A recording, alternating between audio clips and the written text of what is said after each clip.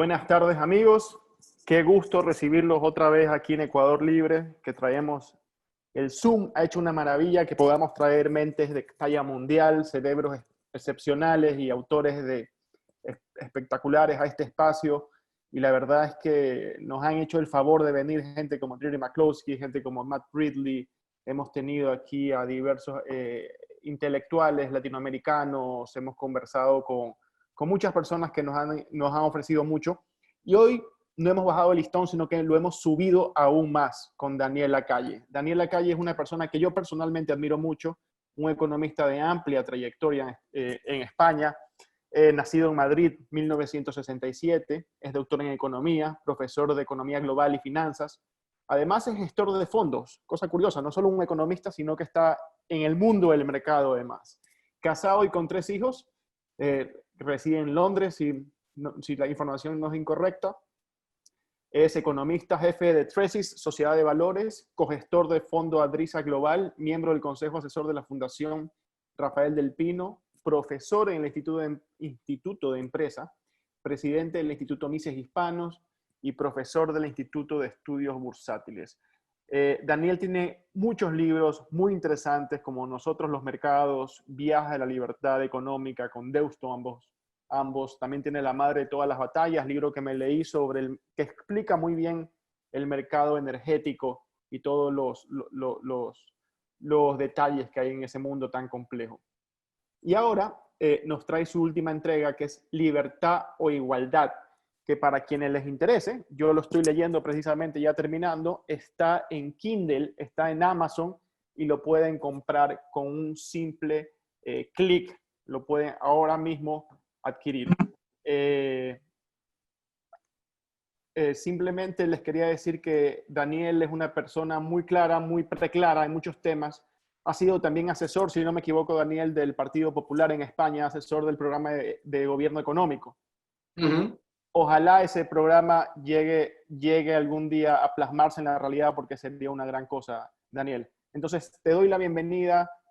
Quisiéramos que nos platiques un poco de tu libro, qué es lo que quieres demostrar en el mismo y cómo eso podría hacernos bien a gente de Ecuador, de España, de Colombia, de otros países que estamos leyéndote en este momento. Bienvenido, Daniel. Muchísimas gracias, todo un placer y muchísimas gracias por invitarme. Es un auténtico honor poder estar con todos vosotros en un país tan querido para mí como es Ecuador. El libro, Libertad o Igualdad, tiene como objetivo que todos los que lo compréis, todos los que lo leáis, tengáis argumentos claros y datos específicos para contrarrestar y debatir todas aquellas soluciones mágicas, todas aquellas mentiras, esos mantras que la izquierda está constantemente introduciendo en el debate político, y que tengáis además unas propuestas también que son fácilmente aplicables y que además lo que generan es mayor prosperidad y mayor crecimiento para todo el mundo. En realidad es un libro que lo que propone es al ciudadano, al lector, un debate sobre todas esas ideas que se nos están planteando constantemente. Renta básica universal, tiene el gobierno ahora que gastar mucho más, es el momento de que se pongan muchísimo más impuestos a los ricos, etcétera, etcétera, etcétera. Tantos de esos mensajes, y no solamente contrarrestarlos, sino también dar un mensaje positivo y realista sobre opciones reales para la economía. Daniel, estaba leyendo en tu libro que tú nombras muchas veces a Ecuador y lo tienes bien presente. Tienes bien presente a Ecuador y los países latinoamericanos, lo cual me gusta mucho. ¿Qué crees que ha pasado en los países como Ecuador, que hemos estado bajo la impronta del socialismo del siglo XXI? ¿Cómo lees eso? ¿Cuáles han sido los errores que se han aplicado y cómo podríamos hacer para poder enmendarlos en el futuro? Yo creo que el gran error ha sido comprar parte del mensaje de la izquierda en el debate político. El socialismo del siglo XXI se ha valido de medias verdades para tomar el poder y a partir de ahí prácticamente hacer imposible que las economías se recuperen de manera seria. Yo creo que el gran error por parte de la comunidad liberal y también por parte de muchos comentadores económicos ha sido el de la equidistancia entre las ideas totalitarias e intervencionistas del socialismo mal llamado del siglo XXI, porque es igual de devastador que el del siglo XX. Los errores que podían cometerse por parte de gobiernos conservadores o gobiernos que no, digamos, que no lo hicieron perfectamente, pero desde luego la equidistancia ha sido un importante error, en mi opinión. Hombre, yo creo que ahora mismo tenemos suficientes argumentos para poner encima de la mesa que ha sido un experimento absolutamente erróneo y con unas consecuencias terribles para la gente que finge proteger. El socialismo del siglo XXI se pone desde un punto de vista populista defendiendo que va a apoyar a los pobres y lo que ha hecho ha sido hacer muchísimo más pobres a los pobres y empeorar las condiciones económicas para todos. Yo creo que ahora cualquiera de vosotros y cualquiera de nosotros no solamente tenemos la fuerza de la moral, que la teníamos ya, sino que tenemos la fuerza de la evidencia de que cada vez que se implementan estas políticas, los más perjudicados son los que eran ya antes los más desfavorecidos. Y que por lo tanto, replicarlas en otros países no puede ser nada más que no solamente dañino, sino que extremadamente negativo. Yo creo que el socialismo del siglo XXI ha sido un fracaso de tal calibre que cuando vas a países como Colombia y escuchas a Gustavo Petro hablar de su modelo, ni se atreve a decir que su modelo es el socialismo del siglo XXI. Tiene que decir que su modelo es el de los países nórdicos, que es una falacia, que en este libro también desmonto, mostrando que los países nórdicos son países en donde el respeto a la propiedad privada, a la libre empresa, a la libertad individual y a la libertad económica es máximo. Tú hablas, Daniel, tengo tantas preguntas que hacerte, pero tú hablas, Daniel, sobre el capitalismo social, ¿sí? ¿Cómo tú definirías eso de lo cual hablas y cómo lo distingues un poco del concepto usual de capitalismo que estamos acostumbrados? En los últimos 20 años hemos visto un aumento absolutamente espectacular y muy positivo de la inversión por parte de las empresas en todo lo que tiene que ver lo que se llaman stakeholders, en el entorno social. Medio ambiente, educación, sanidad, gobierno corporativo, inversión socialmente responsable. El capitalismo social no deja de ser el capitalismo que ha conseguido que se reduzca la pobreza, que ha conseguido que se mejore la situación de tantísimas personas, de millones de personas en el mundo, pero más orientado hacia avanzar en esas nuevas áreas de inversión que yo creo que son grandes oportunidades también, precisamente para mostrar que no es el Estado el que puede ofrecer esos servicios y esos bienes de la manera más eficiente, ni mucho menos la única. Estamos viendo cómo hay ejemplos en Estados Unidos, Amazon y Berkshire Hathaway en sanidad, etcétera.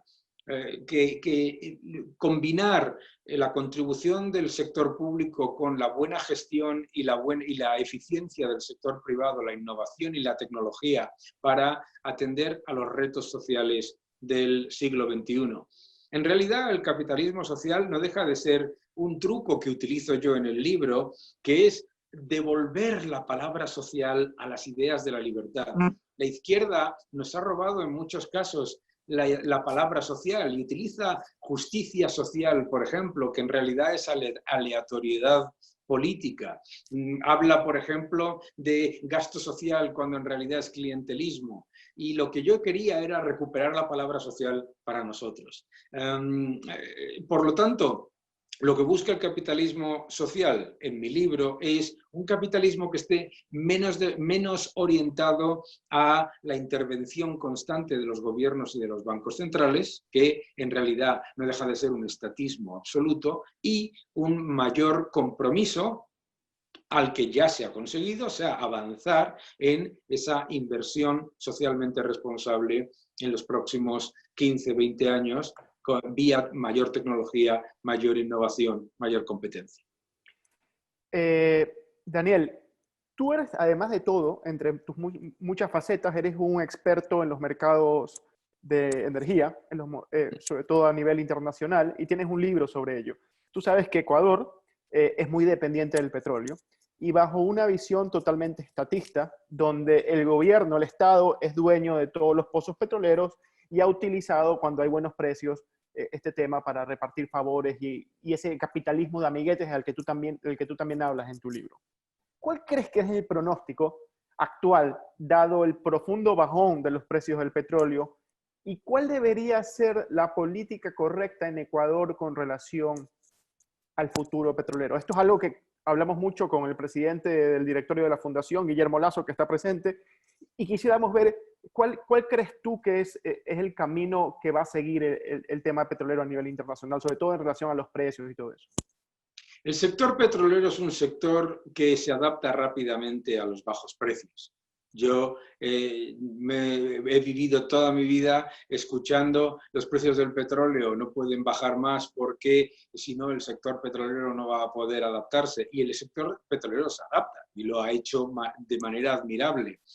Pero es verdad que existe lo que se llama la maldición del petroestado, en la que los estados que tienen recursos nacionalizados y además tienen empresas estatales en el sector petrolero, terminan en muchas ocasiones acostumbrándose al dinero que llega aparentemente gratis del suelo y no utilizarlo de manera adecuada. Yo creo que el futuro del sector petrolero es una combinación de Noruega y Estados Unidos. Es decir, un sector petrolero mucho más orientado a la eficiencia y tecnología, en el que la colaboración público-privada sea máxima, como ocurre con el sector petrolero en Noruega, en el que se utilicen los recursos generados por el petróleo no para repartir favores, como decías tú ahora mismo, sino para repartir dividendos sociales, que yo creo que es otra cosa distinta, más parecido a lo que ocurre en Alaska u otros países, y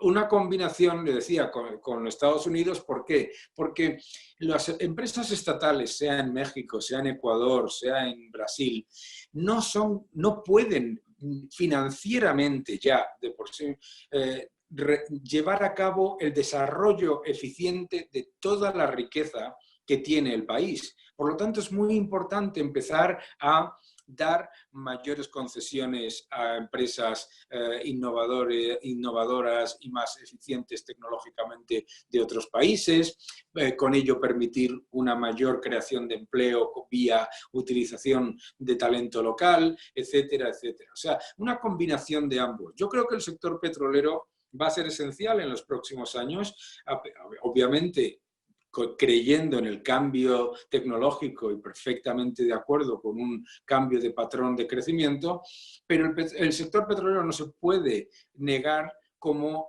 un factor esencial de progreso para países como Ecuador. Y de ahí esa combinación, ¿no?, de un sector que sea menos dependiente de empresa estatal y que esa empresa estatal no sea necesariamente una máquina burocrática y administrativa, sino más orientada hacia creación de empleo y creación de inversión externa. Me gustó una palabra que utilizaste, dividendo social. ¿Cómo definir eso y diferenciarlo de gasto en clientelismo asistencialista? Porque aquí en Ecuador se ha dado mucho eso, ¿no? El gasto bajo la etiqueta de nuevo de lo social, tienes que se gastaron el petróleo en repartir bonos, subsidios. ¿Cómo diferencias una cosa de la otra? Fíjate que, por ejemplo, ¿qué es lo que hace el Estado en Noruega? Primero, los ingresos que genera por el petróleo, que los pone en un fondo de pensiones que funciona con toda la eficiencia y con toda la gestión del sector privado, con algunos de los mejores gestores del mundo, y ese dinero que se está acumulando y atesorando en esa inversión que lleva a cabo el fondo de pensiones es parte de lo que apoya a la gente, a los ciudadanos del país. Pero fíjate que no es el Estado recibe dinero del petróleo y entonces decide vía subvenciones dónde dar, sino que lo que hace es ese dinero del petróleo lo pone en un fondo de inversión, ese fondo de inversión lo gestiona de manera transparente, abierta, con los mejores gestores, con las mejores prácticas y genera mayor beneficio en términos de acceso a pensiones, acceso a seguridad social, etcétera, para los ciudadanos de Noruega. Yo creo que eso es una manera completamente distinta, porque fíjate, si lo piensas, Noruega, que es uno de los países con mayores niveles de libertad económica, ¿qué es lo que hace? En vez de poner en manos de los políticos la gestión de los fondos generados por el sector petrolero, lo que hace es ponerlo en manos de los gestores mejores, utilizando las mejores prácticas del sector privado. Y los políticos ni siquiera funcionan como administradores. De hecho, los políticos no tienen ningún tipo de decisión sobre cómo se utilizan esos fondos. A mí eso me parece una lección positiva de algo que, siendo todavía estatal, no está utilizado de manera política. A veces nos equivocamos entre estatal y público y político, no es lo mismo. Y, por ejemplo, pues en todo lo que tiene que ver la gestión de todos esos fondos, si lo piensas, la inmensa mayoría son privados, de gestión privada y de talento privado. Yo creo que eso es lo lógico. Sí, qué interesante. Eso es una reforma muy necesaria acá. Te quería preguntar también otro tema que tú mencionas en tu libro, que es el desafío a futuro que supone el alto endeudamiento de los países actualmente, que es un tema tremendo, no solo en países como Ecuador, como latinoamericanos, sino creo que inclusive en los países industrializados o quizás más en los países industrializados. Ecuador está en una encrucijada tremenda, no tenemos ya acceso a los mercados financieros, pero una necesidad tremenda de financiamiento y estamos endeudándonos cada vez más a niveles nunca antes vistos en la historia. ¿Cuál crees que sea el desenlace? ¿Cuál crees que sea lo que pasa en ese sentido con el tema del endeudamiento? Desafortunadamente, el desenlace es que iremos a más. Es absolutamente aterrador cuando lo piensas que un país como España tenga una deuda de más del 100% del Producto Interior Bruto. Es peligrosísimo que la inmensa mayoría de los países de la eurozona estén pensando que es una buena idea tener el nivel de endeudamiento de Japón, que tiene más del 200% del Producto Interior Bruto de deuda. Y se está intentando vender por parte de los defensores de la teoría de moderna monetaria, por parte de los neokeynesianos, que la deuda no importa. Y la deuda importa mucho. Todos los ciudadanos entendemos que nuestras economías crecen menos, son menos productivas y tenemos menos mejora cuando salimos de una crisis que en periodos de recuperación anteriores, porque salimos cada vez más endeudados. Es como ir cada vez añadiendo nuevas bolas de acero a los grilletes de los pies. Por lo tanto, desafortunadamente vamos a ir a mucho más endeudamiento porque la receta constante que se está dando por parte de los organismos supranacionales, de los bancos centrales y de los gobiernos es que no pasa nada por endeudarse más. No pasa nada porque en Latinoamérica la mayoría de los países tengan doble déficit fiscal y comercial. Y el dinero no importa. Entonces, eso es lo que va a ocurrir. Ahora, ¿qué es lo que debería ocurrir? Yo creo que lo que debería ocurrir es que los ciudadanos, precisamente los gobiernos, deberían ser conscientes de que los ciudadanos están saliendo cada vez de una manera peor de las crisis, precisamente por la enorme carga del endeudamiento. Por lo tanto, no tratar a los ciudadanos como adolescentes y no tratarles diciendo que no pasa nada por entrar en enormes desequilibrios estos años. Los desequilibrios de ahora son los problemas del futuro. Y yo creo que lo importante sería que los gobiernos tomasen una conciencia de una política fiscal sana y seria, precisamente para que las generaciones venideras no se encontrasen con el agujero de productividad, el agujero de sobrecapacidad y de exceso de deuda al que les estamos dejando. Y ahora, ¿cómo haces? Y eso es muy interesante porque ahora veo que en Europa, inclusive gente como Merkel, dice, bueno, vamos a gastar plata otro plan Marshall, ¿no? Entonces, me impresiona ver que políticos que en principio son políticos responsables, como Merkel, el conservadurismo alemán, se han también metido en esta espiral de gasto y lo que están es compitiendo por quién inyecta más dinero a la economía. Más allá del desenlace siguiente, que es, como tú lo has dicho, es lo más probable es que sigan gastando, ¿a qué nos va a llevar todo esto? O sea, el momento que ya esto no aguante más, ¿cómo se va a sentir esa crisis? Yo creo que nos lleva a un estancamiento japonés. Yo creo que ha sido un gran error por parte de Alemania lo que tú acabas de decir que después de 2 décadas de ajustes, de tener superávit comercial y superávit fiscal y de hacer las cosas de manera seria, lanzarse a rescatar todo. Lo que ahora mismo se está haciendo en la Unión Europea y particularmente en Alemania es el rescate de todo.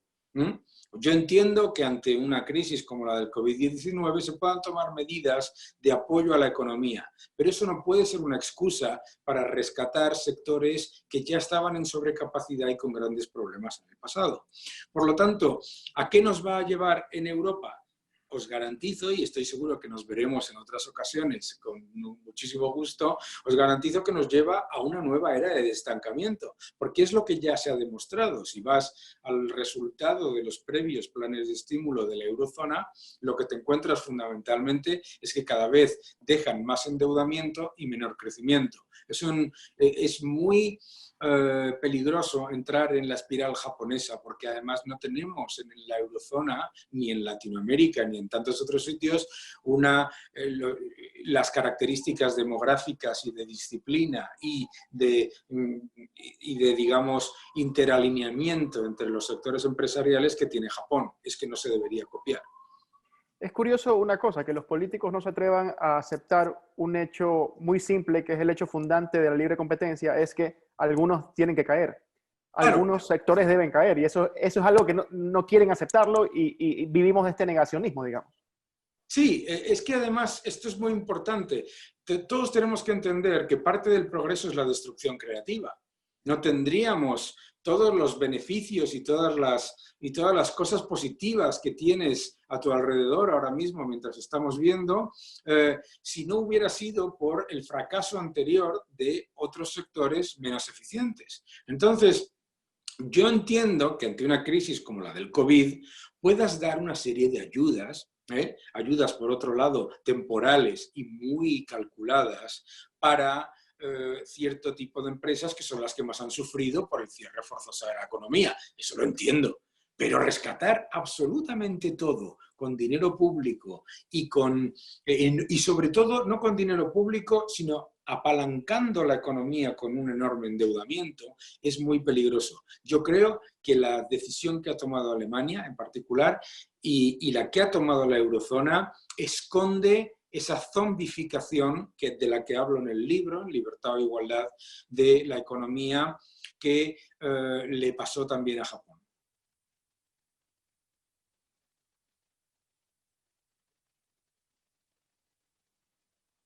No te oigo ahora, no sé qué ha pasado. Oh, perdona, que no tenía silenciado.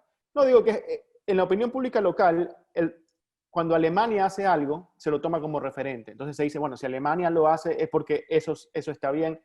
Y esos errores repercuten mucho porque sirven de argumento justificatorio para cometer los mismos errores acá. Daniel, nos queda poco tiempo, así que quiero hacerte una pregunta ya más traída a lo que está pasando. Tuvimos un lockdown severísimo en países como España, Italia, Ecuador, durísimo. También tuvimos una crisis sanitaria tremenda. ¿Cuáles crees que son las lecciones que estamos aprendiendo de todo esto? ¿Es el lockdown necesario? ¿Es la cura peor que la enfermedad? ¿Cómo lo aprecias? Hombre, en mi libro, que como ponía una persona, lo puede usted conseguir en Amazon o en Kindle, en cualquiera de cualquiera de las librerías online, en Libertad o Igualdad explico que si hay algo que nos muestra una crisis como esta es que lo último que necesitamos es que los mismos políticos que se han equivocado a la hora de prever los riesgos de la pandemia, de gestionar la pandemia y además han llevado a la economía a un cierre forzoso que ha sido devastador, tomasen el control de la economía. Pensémoslo por un momento. Si los políticos que han llevado a cabo todos esos errores además controlasen la economía, además de un problema sanitario, teníamos un problema de hambre y de suministros. Entonces, lo que nos demuestra esta crisis es que necesitamos muchas más empresas, mucha más interconexión, muchísimo menos control político. A mí me parece que esta crisis nos ha demostrado el fracaso del estatismo, el fracaso de la decisión por parte de comités burocráticos de la idea más ridícula que se le puede ocurrir a nadie, que es pensar que cerrar la economía completamente durante 2 meses no va a tener efectos de muy largo plazo y muy peligrosos. Por lo tanto, yo creo que esta es una gran lección.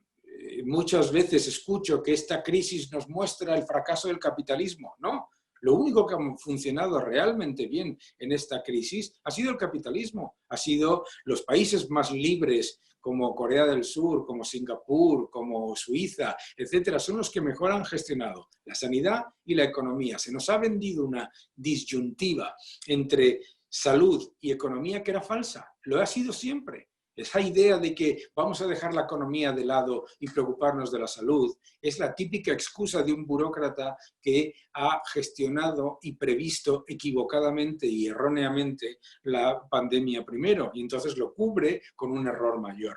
Por lo tanto, gran fracaso del estatismo, gran fracaso del centralismo, gran fracaso, en el caso de la eurozona, de la arrogancia e ignorancia de los países que se consideran que lo saben todo e ignoran todas las medidas que países como Corea, Singapur, Taiwán tomaron con muchísimo mayor éxito.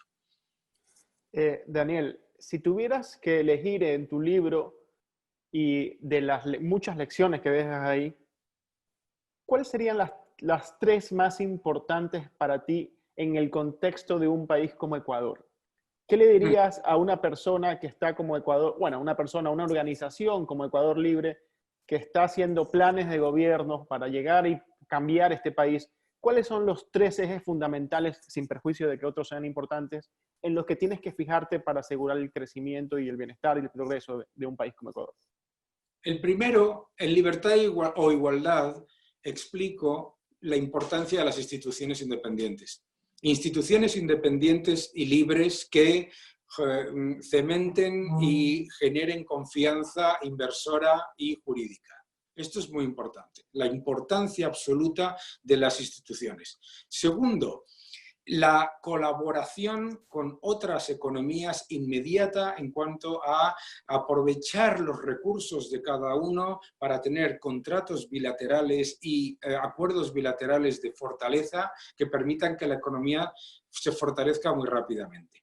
Tercero, incentivar el ahorro. Incentivar el ahorro y enseñar a los ciudadanos a ahorrar para su futuro y para mejorar su posición a largo plazo. No pensar que todo se lo va a dar el Estado, ni mucho menos que gastando y endeudándose se solucionan las cosas.